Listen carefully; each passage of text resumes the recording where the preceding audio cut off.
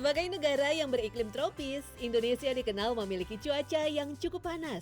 Sehingga nggak heran kalau jajanan dingin bertema es laris manis di sini. Jenisnya beraneka ragam, dengan harga yang cukup terjangkau. Padahal dulu, untuk menikmati dinginnya es batu, pemerintah Belanda sampai perlu mengimpornya langsung dari Boston, Amerika. Hebatnya lagi, es yang diambil dari balok-balok salju itu dibawa dengan kapal laut cukup lama, tapi nggak mencair tuh karena dibungkus dengan selimut berbahan wol. Seiring perkembangan zaman, es batu dengan mudah bisa didapat dan diolah menjadi berbagai minuman kekinian dan menyegarkan. Eits, jangan salah, es jadul yang identik dengan suatu daerah juga masih bertahan loh. Salah satunya es goyobot dari Garut.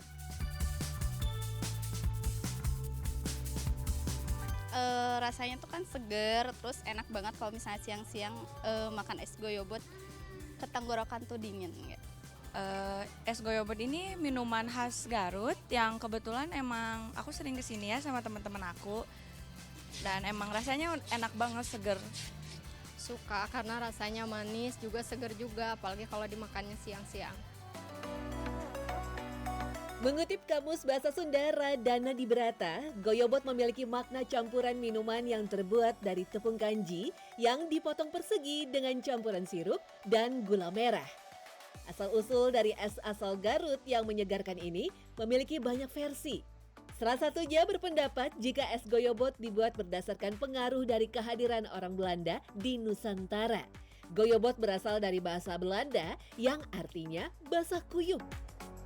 Es goyobot itu dulunya tuh kalau bahasa Belanda siapa kurang tahu lah, bahasa dulu namanya goyobot itu basah gitu ya. Kalau mau bikin 1, mau 10, mau 100 tetap aja becek-becek di sana. Udah aja dinamain es goyobot.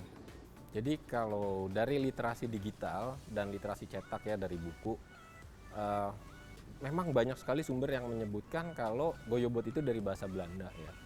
Ada yang bilang itu basah, ada yang bilang basah kuyup gitu. Nah, tapi sebetulnya setelah dilakukan literasi-literasi itu belum ada padanan yang ditemukan arti goyobot itu adalah basah atau basah kuyup gitu. Sebagian orang juga percaya es goyobot tercipta karena pengaruh kuliner Tionghoa. Kehadiran Han Kui yang terbuat dari saripati kacang hijau dianggap sebagai buktinya. Tepung Han Kui memiliki tekstur yang lebih kasar dibanding tepung terigu. Saat dijadikan adonan, akan menghasilkan adonan yang kenyal sebagaimana hadir dalam sajian es goyobot yang endes banget.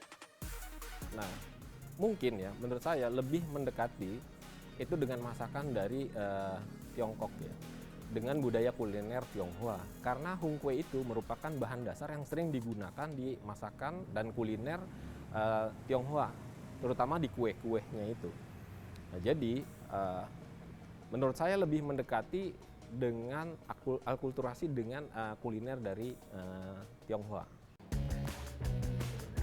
Es goyobot pertama kali dikenalkan pada tahun 1943 oleh seorang pedagang keliling bernama Aca yang berasal dari daerah Cibatu.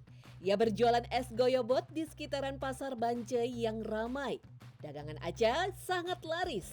Sayang, ketika ribuan penduduk membakar rumahnya dalam peristiwa Bandung Lautan Api, Aca terpaksa harus mengungsi ke Garut karena konflik antara pasukan sekutu dengan tentara Republik kian memanas.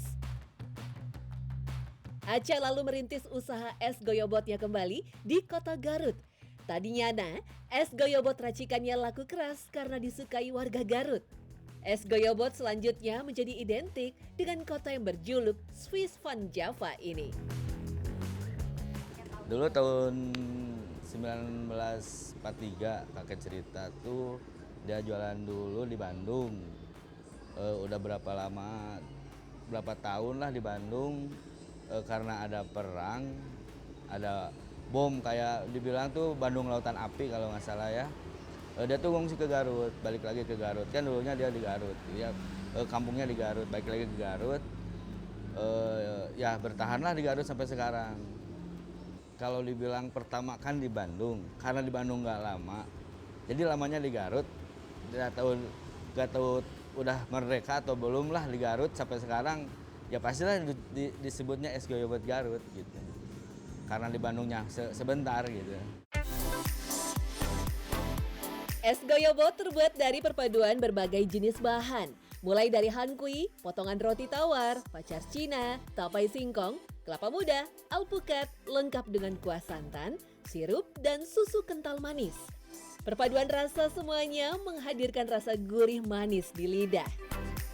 Disajikan dalam gelas besar atau mangkuk sesuai selera. Bener-bener nih es goyobot, racikan bahannya yang macem-macem bikin penasaran. Dulu kabarnya es goyobot pertama kali dijual di Jakarta loh, tapi nggak laku. Si pedagang ini berjualan di Jakarta untuk beberapa waktu gitu. Nah, pada saat itu komposisinya belum terlalu seperti sekarang ya. Sekarang kan banyak sekali ya. Nah, waktu itu masih goyobot, es, kemudian dengan gula. Racikan es goyobot orisinil yang telah berusia puluhan tahun sampai sekarang masih dipertahankan oleh keturunan Pak Aca. Mereka tetap setia menjalankan usaha es goyobot yang terbilang legendaris di kota Garut. Harganya pun cukup terjangkau. Yakin deh, dijamin puas dengan kesegaran es goyobotnya. Yang membedakan itu dari kualitas aci. Kalau enggak sagu arennya itu yang beda. Yang lain kan nggak ada, cuman es goyobot yang punya. Kelezatan dan kesegaran es goyobot memang disukai banyak kalangan, mulai dari anak-anak hingga orang tua. Yakin deh wisatawan yang datang ke Garut pasti mengincar kenikmatan es goyobotnya. Alhasil peluang mendapat cuan dari es goyobot terbuka lebar. Yang membuat pengusaha baru di bidang es goyobot bermunculan dengan inovasi-inovasi racikan es goyobotnya. Termasuk restoran yang ada di daerah Cimanuk Garut yang menyajikan menu es goyobot. Sebutan untuk es goyobot yang sudah di-upgrade. Akhirnya kita membuat inovasi goyobot ini dirubah dengan yang lebih menarik, yang toppingnya ditambah ataupun dari segi rasa ada yang dirubah sedikit, tapi unsur utama dari goyobotnya sendiri masih dipertahankan.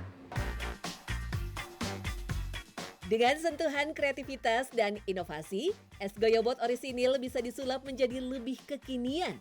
Cara ini tentu saja diperlukan agar pelanggan tidak bosan menikmati kesegaran es goyobot yang enak banget. Siapa tahu kepopuleran es goyobot akan semakin viral tuh.